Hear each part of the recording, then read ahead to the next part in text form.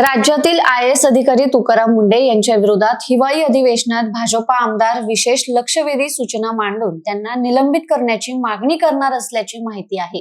तुकाराम मुंढे नागपुरात महापालिकेचे आयुक्त असताना त्यांनी कोणतेही अधिकार नसताना आणि शासनाकडून त्यांची स्मार्ट सिटी प्रकल्पचे मुख्य कार्यकारी अधिकारी पदी नेमणूक नसतानाही त्यांनी स्मार्ट सिटी प्रकल्पाचा प्रभार नियमबाह्य पद्धतीने आपल्याकडे घेतला होता असा आरोप भाजपाचा आहे। त्यामुळे तुकाराम मुंढे यांना निलंबित करण्याची मागणी भाजपा आमदार विधिमंडळ अधिवेशनात करणार आहे।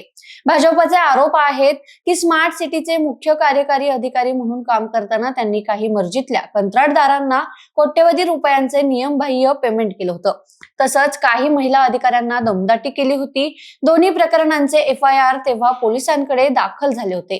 मात्र उद्धव ठाकरे आणि महाविकास आघाडीच्या सरकारच्या दबावात तुकाराम मुंढे यांच्या विरोधात आवश्यक कारवाई होऊ शकली नव्हती। आता ते दोन्ही जुनं प्रकरण नव्याने पुन्हा समोर आणून भाजपा आमदार तुकाराम मुंढे यांच्या निलंबनाची मागणी करणार असल्याची माहिती आहे।